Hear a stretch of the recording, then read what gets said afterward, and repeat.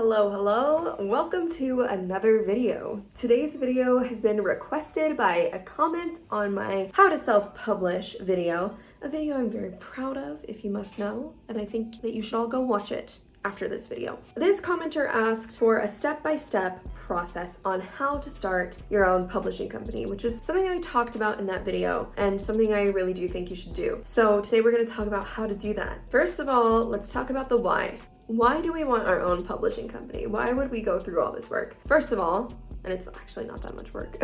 First of all, people contact the publishing company, the publisher, for rights to your story. For movies, for audiobooks, for whatever they want to make out of your story, they will contact the publisher. If you're publishing through Amazon and you don't create your own publishing company, this publisher will be Amazon. And Amazon's not gonna respond.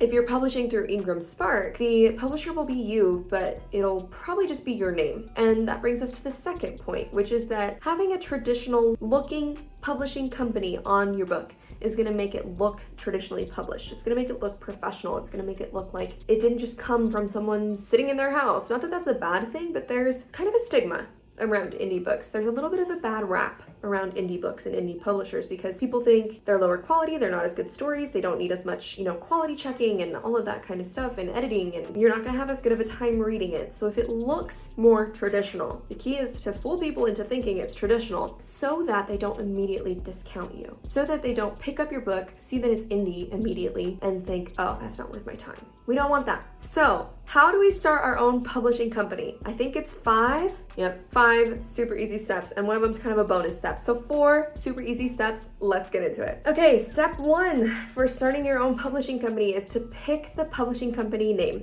And this is probably one of the most exciting steps. It's fun. It's so fun to sit down and play around with ideas and say, okay, what do I like? Okay, what sounds good? Depending on your goals for the publishing company, the name can mean a lot. My publishing company is called Honey and Pine. And there were 2 reasons for that. The first one is that I was like, this will be easy to design a logo for. The second one is I love the forest, love pine trees, all of that stuff. I have a dog named Honey. I live in Utah, and honey, like hives, beehives, honey is just a symbol of the state. And so I was like, that would be cool. And they're things that kind of go together. They feel kind of quaint. Honey and pine kind of rolls off the tongue. So that is why I named my company that. But my company is just for me. I don't know, maybe I'll publish different authors in the future, but I don't really plan to expand. I don't really plan to be a publishing CEO. I just want to publish my own books under my own company. If you are wanting to start more of like a printing press scenario, where you're publishing a lot of different authors, then you might want to think about the appeal to those authors.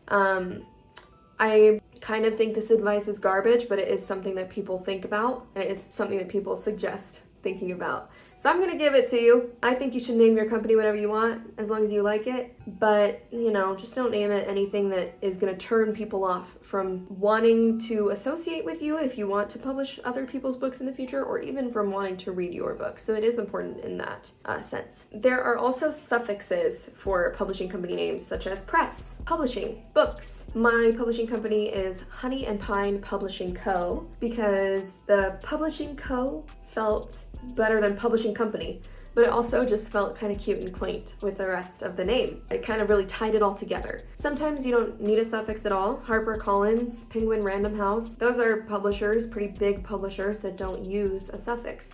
So it is up to you. I don't think it's more professional either way. It's just kind of a personal preference type thing. Step 2, see if your publishing company name is available. Pick out a few. Have a few that you like, just in case. This step is important because if you're gonna register your publishing company as a business, which you should, so that when people look it up to contact you about your book, they can find the contact information as a registered business. So if you're not a registered business, it's kind of like there's not really a huge point to making a publishing company. So find out if the name's available so you can register your business under that name. I don't know exactly how it works for every state. For Utah, you just Google business name lookup, business registration lookup, and it takes like literally 2 seconds. And there's a big button that's either red or green, depending on whether it's available. It's so easy. So that is step 2, see if your name's available. Step 3, register your business. This is pretty straightforward. It costs a little bit of money. It's one of the self-publishing expenses. I think in Utah, it's $23 per year I think. So it doesn't last forever, it does have to be renewed. You do have to kind of keep an eye on it, and you do have to pay for it. But I wouldn't imagine that any state would have any reason to put that price over like 50. So it's fairly affordable when it comes to when you're looking at the expenses of self-publishing, registering your publishing company's kind of a little lower on the list. So that's nice. Number 4, design a company logo and website. So specifically, this commenter asked if you need to design a logo, to which I say absolutely. And I have a big stack of books to show you why, including my debut novel, Burnish. Cop it at the link in the description, okay? It's good, I promise. So first we have this book. It's a tarot book, 78 Degrees of Wisdom. And right here, we have a logo. This is very graceful. Let's check out the next one, Enneagram coaching book, publishing company logo. Another Enneagram coaching book, because I'm kind of an Enneagram coach. Another publishing company logo. Let's see, next we have a MBTI personality book, publishing company logo. Now we have weird, scary, and unusual. This was a Christmas gift. I love reading weird, scary, and unusual things. And there is a publishing company logo. So you definitely do want to design a logo. Every traditionally published book is gonna have the publishing company logo. So I put mine right there. You can see it's a little honeycomb and a pine tree. It kind of came to me as I was thinking of ideas and I was like, oh, that is so cute. Could not handle it. And also the name of your publishing company is going to be on this first copyright page. You can see down here, for permission requests, contact Honey and Pine Publishing Co. Another reason why you want to name your publishing company something you like, because it's going to be in your book. But you definitely want to design a logo, and there are a couple of ways to do this. You can either do it yourself, and you could do it through Canva is a good one. Canva is a very beginner, like, you know, friendly. I mean, not beginner, because I use it, and I'm a certified designer. So anyone can use it. I'm not discriminating against Canva, because I love Canva. Every single thumbnail that I have designed for a long time has been Canva. Canva's a really good one because what I'm saying is it's easy for beginners. It's user-friendly. It's very easy to figure out. You can also use Adobe Photoshop, or not, sorry, I meant to say don't use Photoshop. You can also use Adobe Illustrator. You don't want to use Photoshop because Photoshop deals with photos and we are dealing with lines. In our logo, we want a vector image, which is basically not a picture. We want just lines. And we want it to be really crisp and clear and precise. So the program you're going to want to use for that, if you choose to design your own logo, is Adobe Illustrator. Those programs have a little bit of a learning curve, but they're not that hard and they're good to know. Or I guess the one program, because I literally just talked about Illustrator. So that is how you want to do it if you're going to try and design it yourself. If you want to hire a graphic designer, make sure that you bring lots of ideas to the table. That's always a suggestion for designers. Designers cannot see in your head and often have very vastly different styles. There are certain design principles and concepts that designers need to know and do know and will use in your design, but there are also a lot of different personal preferences and individual things that go into design. So you're gonna want to be very clear about what you want your design to look like. Maybe sketch a couple things out, even if you're not an artist. Sometimes I've had to sketch out tattoos for people. This one did not go well, but we got it. We ended up with the tattoo. It worked out. So maybe even bring some sketches with you to the meeting with your designer. Definitely bring source material, images that you like, maybe other logos that appeal to you. Maybe bring some words for branding, such as I want it to look really flowy and creative, or I want it, I mean, I guess my word for mine would have been quaint. I keep using the word quaint. Down to earth, maybe for mine. Homey, maybe. Stuff like that. Just have lots to bring with you. Don't come unprepared if you're gonna hire a designer because they need to know these things. You can also design a website for your publishing company if you would like. I have not done that yet. I'm thinking of doing it maybe once I have more books out, but technically my poetry book was published just with Amazon and I didn't make my publishing company until Burnish because I hadn't educated myself on the self-publishing landscape fully. I was just like, I want to put a little poetry book out there. I'm thinking of creating a design.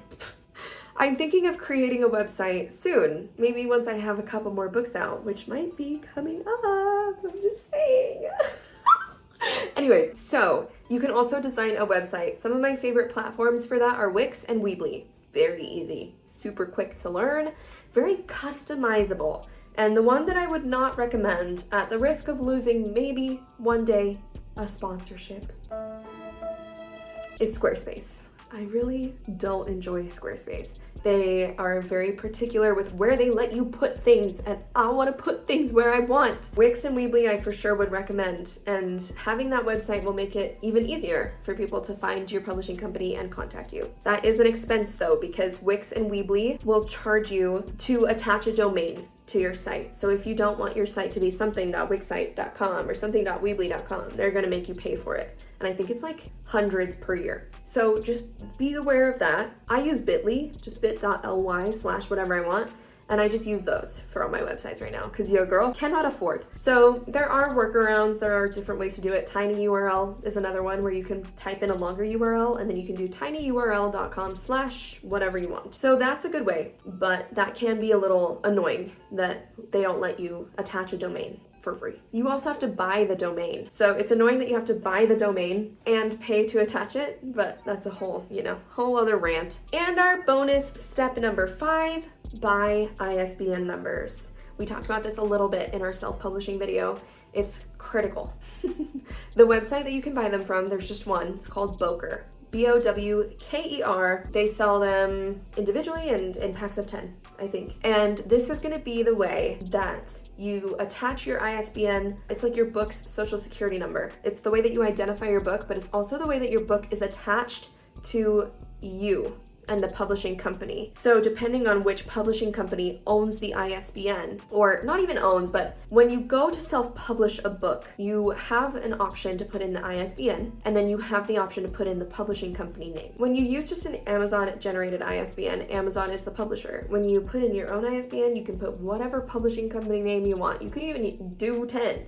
Do a different publishing company every time you publish a book if you want. I don't know why you would, but you could. So the last step of technically having everything that you need to publish set up with your publishing company wise, is buying those ISBNs. So that is all of our steps. I hope that you guys found this video helpful. I hope you have so much luck in your cute little self-publishing journeys. Sorry to this commenter that it took me so long to make this video. I appreciate y'all being here. Please subscribe if you find these videos helpful. Please share them to your writing friends who might need some advice. And please put some suggestions in the comments because I love video suggestions. There are always so many things to talk about when it comes to storytelling. I'm never running out of ideas, but I would love suggestions because I like knowing that I am helping you guys and there is actually something you want to hear about versus me just being like, here's what I'm thinking. So it's so late. I feel like I'm on crack. Thank you for being here. I will see you in the next one.